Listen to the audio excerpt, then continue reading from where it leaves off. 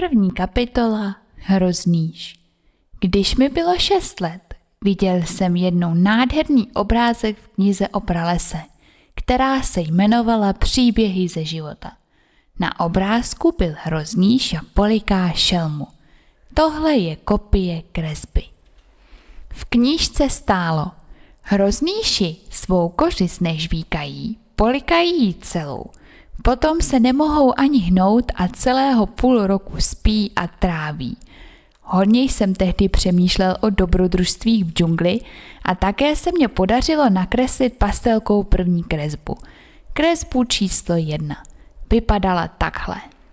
Ukázal jsem své veledílo dospělým a ptal jsem se jich, nahání-li jim má kresba strach? Odpověděli mi: proč by mi měl klobouk nahánět strach? Ale on to nebyl klobouk, byl to hroznýš, jak zažívá slona. Nakreslil jsem tedy vnitřek hroznýše, aby to dospělí pochopili. Oni totiž potřebují vždycky nějaká vysvětlení. Má kresba číslo 2 vypadala takhle. Dospělí mi však poradili, aby nechal toho kreslení otevřených a zavřených hroznýšů a zajímal se raději o zeměpis, počty a mluvnici.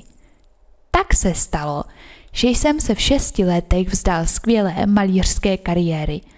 Neúspěch mé kresby číslo 1 a kresby číslo 2 mě odradil. Dospělí sami nikdy nic nechápou a děti to hrozně unavuje. Stále a stále jim něco vysvětlovat. Musel jsem si tedy vybrat jiné povolání a naučil jsem se řídit letadlo. Létal jsem tak trochu po celém světě. A pravda je, že mi zeměpis hodně posloužil. Dovedl jsem na první pohled rozeznat Čínu od Arizony.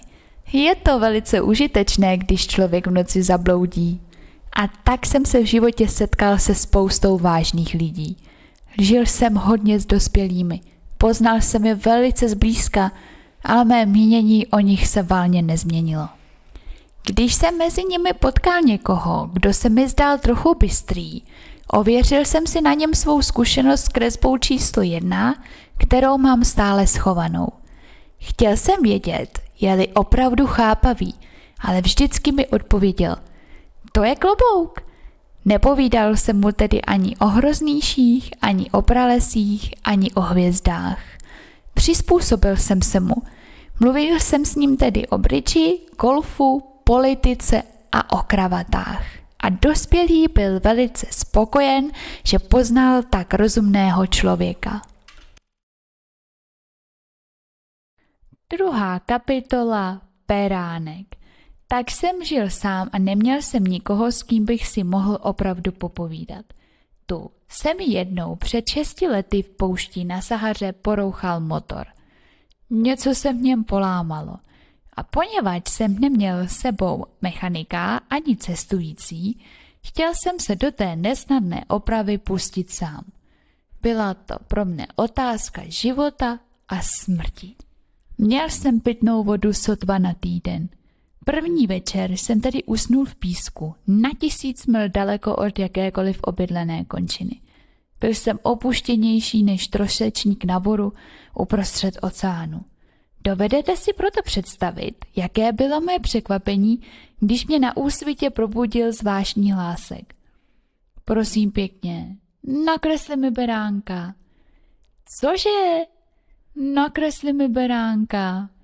Vyskočil jsem, jako by do mne hrom uhodil. Dobře jsem si protřel oči. Pozorně jsem se podíval a spatřil jsem prazvláštního človíčka, který si mě vážně prohlížel. Toto je jeho nejlepší portrét, jaký se mi podařilo později nakreslit. Má kresba ovšem není zdaleka tak půvabná jako model. Ale za to já nemohu. Dospělí mě odradili od malířské kariéry, když mi bylo 6 let, a proto jsem se nenaučil kreslit nic jiného než zavřené a otevřené hroznýše. Udiveně jsem se díval na ten zjev. Považte jen, že jsem byl na 1000 mil od jakéhokoliv obydleného kraje a můj človíček nevypadal, jako by zabloudil, ani jako by byl na smrt unavený nebo vyhladovělý, polomrtvý žízní nebo na smrt vylekán.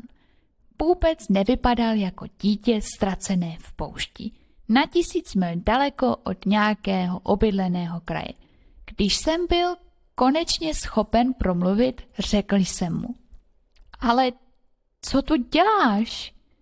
A to mi docela tiše jako něco nesmírně vážného opakoval: prosím pěkně, nakresli mi beránka. Když stojíme před příliš velkou záhadou, neodvážíme se neuposlechnout. Ačkoliv se mi to zdálo zde na 1000 mil ode všech obydlených míst a v nebezpečí smrti nemyslné, vytáhl jsem z kapsy list papíru plnící pero. Ale tu jsem si vzpomněl, že jsem studoval především zeměpis, dějepis, počty a mluvnici a řekl jsem človíčkovi, trochu mrzutě, že neumím kreslit.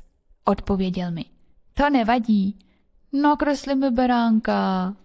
Poněvadž jsem nikdy nekreslil beránka, nakreslil jsem jednu z těch 2 kreseb, které jsem uměl, obrázek zavřeného hroznýše.